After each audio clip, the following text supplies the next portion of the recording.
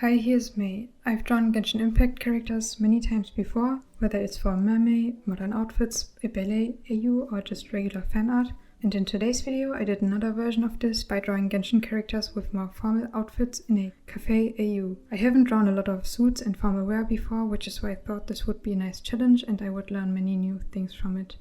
My initial inspiration for this was from some illustrations I saw from @MMMGNSN on Twitter, made for Valentine's Day. I loved the idea and found the illustrations very pretty. They remind me a bit of CGs for games like A3, Ensemble Stars or Idolish 7. In total, I drew 12 illustrations for this project, and in today's video I mention how I prepared for it, as well as the process of drawing 6 illustrations. While next week's video I'll talk about the other 6 illustrations, as well as what I learned from doing this project. So for now, let's talk about the preparation for drawing the Genshin characters. Firstly, for the poses, I wanted to do half-body front-on poses with different head and shoulder angles. Then I also wanted the poses to fit together nicely for 6 characters 2 times, making it look more like a series. Even though I also tried drawing some pose thumbnails in myself, in the end I picked a few poses from my daily drawings and sorted them to have them line up together. Then I looked at what character I would want to draw for each one of the poses. But as I was drawing, I sometimes was unsure about poses and angles and experimented still. To come up with the outfits for the characters, I just went through my inspiration folders and Pinterest one day for around 2 hours and gathered a bunch of references. I then sorted different kinds of outfits to the characters. While drawing, I then combined what I saw in my references while also adding small accessoires fitting to the characters inspired by their in-game designs. Also, since I found outfits where the vest would end below the chest not that visually appealing, I decided not to include those kinds of outfits for my illustrations, which made it easier to pick references. I also wanted the outfits for 2 characters in pairs to match often, also color-wise, having some light and dark outfits. At first I almost only wanted to do black and white outfits, but I decided to also include one color for each outfit. Often this was gold, but then also a color that would fit to the character to me. Now let's start with talking about each character. The first character I drew for this project is Wanderer. I went with a pose from the front as well as a head angle from the front. On the sleeves of his shirt I added a pattern inspired by his in-game design, which had a moon shape. For the accessoires I also included 2 rings. Since this was the first illustration in this project, I was struggling a lot with figuring out the line thickness and brush I wanted to use. In case you've seen my drawing and analyzing other artists' styles video, you might know that I was unhappy with my line work. It looked too stiff and sharp to me.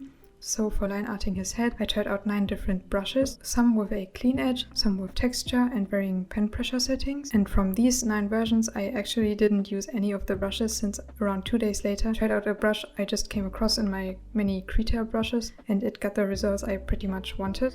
Still, this was a nice experience to learn a bit about making brushes yourself and how the brush can affect the look of the line work.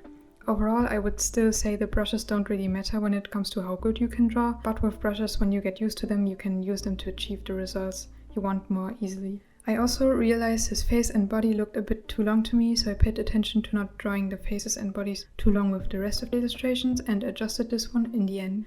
Other than the face and the hair, the hands are often an element that stands out in character illustrations, so I wanted to add a bit more detail to them by also shading in some knuckle indications. I tried out both, using light from more of the left or the right side, and went with light from the top right in the end, adding a light outline on the hair. Then I also added some lighting on the face below the eyes, but since I also draw blush on the cheeks, this can look weird to me, so I removed it when adjusting the illustration in the end. For fun, since I like sorting things and since it fits the cafe theme to me, I also sorted different flavors to the characters. With the flavors, I mean sweet flavors you would maybe find in a cafe for drinks, ice cream, cakes and so on. For Wanderer, a flavor I would sort to him would be mint or lemon. Both aren't that sweet and more refreshing, which fits to Wanderer's honesty to me. The next character I drew was Xingqiu. This pose was really difficult to draw to me. The shoulders were kind of pulled up and the chest stretched forward. Then I had many different versions for head angles and was unsure which one to go for. At first he was looking upwards, but then I went with a more downwards head angle. I also tried out having the head look in the opposite direction, but this overall wouldn't align that well with the other poses I drew, so I didn't go with this. I added a pattern on his shirt and frills inspired by his in-game design. Then I added a bow in the front of his shirt. And you'll see that his shirt was black or dark gray, but in the end I changed it up to be white. His mouth was also open as I was drawing this, but I added a closed mouth version in the end. And to me, a flavor that reminds me of him, or maybe I should define this as what I could see being the character's favorite flavor, would be hazelnut. Next up would be Chongyun. I had many ideas for the outfit, for example, making it asymmetrical with bows on the side similar to his in-game t-shirt. In the end, I went with a sweater above his shirt, which maybe didn't look as formal as the other outfits, but I really liked the look of it. It fit nicely to Chongyun to me. Similarly to Xingqiu, I also added in a bow in the front. Then, as small patterns, I included snowflakes. While drawing him, I struggled a bit with drawing his hand. I even took reference images myself, but still I was unsure if the hand angle would match the arm's position. For colors, I went with making the sweater white and his shirt underneath black, which reminds me of his in-game design. Shading the sweater took a pretty long time. I was unhappy with how the folds looked for the right elbow, so I looked up references for shading sweaters, which helped. Flavors that would fit Chongyun to me would be blueberry or vanilla, since he has a sweet personality and blue and white are his main colors. The next character I'll talk about is Kaya. Here I'll even include the full drawing process. The process I used during this project and when working on most of my other projects would be to first start with a thumbnail sketch to determine the pose. In this project I used my daily drawings for this. Afterwards I moved on to the sketching phase, where I like to figure out the hair, expression, hand pose and outfit. While drawing Kaya I had a few ideas for head angles and went with one where he would look kinda downwards to the right in the end.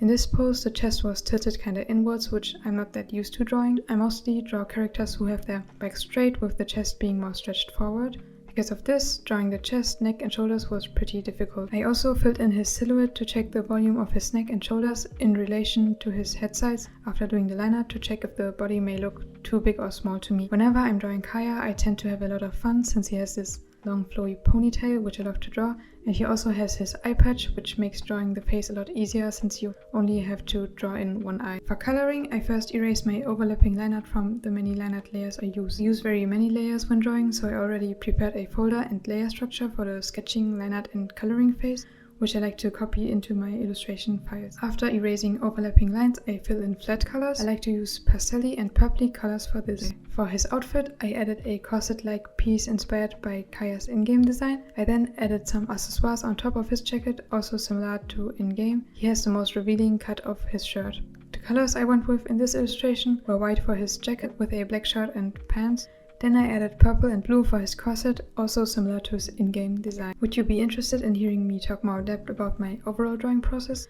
Let me know in the comments. Final step would then be shading. Here I often first block in some light to see what kind of lighting I would like for the illustration, from which direction it should come from, and the brightness of the light. After this, I shade the different parts. I only focus on one color, like the skin, hair, eyes and outfit colors at once. I personally find this helps me to not get overwhelmed with shading everything at once. And flavors that would suit Kaya to me would be coconut or peach. Maybe I just combine it as coconut peach. It's a bit extravagant and sweet, which fits to Kaya to me. In the end, I also duplicate my line art layer. I turn one copy into the multiply layer mode while blurring the original one, which is set to the normal layer mode, by around 2 pixels.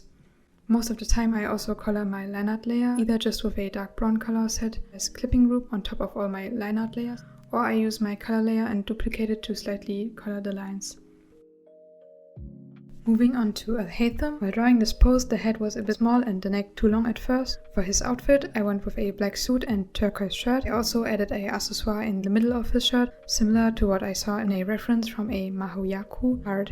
I also had his shirt be slightly open at his neck. I find how characters would wear shirts, for example when it comes to school uniform and so on, can say a lot about their personality. I find it interesting. While for Al-Haytham, I could see him having his shirt be slightly open, like here. I would say for Zhongli, for example, he would only wear his shirt completely buttoned up, while for Kaya or Child, they could also just not button their shirts at all. I thought about drawing in a light from the back and from the right at first, but went with a light from the left in the end, since all illustrations in this series are also lit pretty brightly. Flavor-wise, Al-Haytham really fits to lime to me. It's rather bitter, similar to how Al-Haytham can seem rather unfriendly and not very sweet to others. I wouldn't say he's very bitter though. Bitter could also fit to Wanderer to me, so I could also see Wanderer with a lime flavor in that way, and mint could also work for Al-Haytham. And finally, let's talk about Kaveh. His outfit was very similar to Al-Haytham's. I just added a bow for the accessoire in the front, had his shirt be a bit more unbuttoned and red instead of turquoise. I also added in a small feather into his hairstyle. For Kaveh, I think really fruity flavors fit to him, something like mango, banana or even lemon. He can be a bit frustrated and sour when it comes to Al-Haytham, but other than that he's a rather sweet person. That's it for the first 6 illustrations in this series. You can tell me which of these you like the most, what you would imagine a Genshin cafe would be like, or share your opinions on flavors different Genshin characters would remind you of. I'd love to talk more about Genshin or anything else art related in the comments. I also decided to make some stickers out of the illustrations I showed here. I'll upload them to my Etsy store soon. I'm leaving a link in the video description. I also have old stickers of all Genshin Impact characters up to version 3.3 on there, as well as some other ones. Stay tuned for part 2, which I'll upload next week. There I'll also talk about my takeaways from drawing all illustrations. But for now, thanks for watching. I hope it was inspiring and helpful to you, and bye.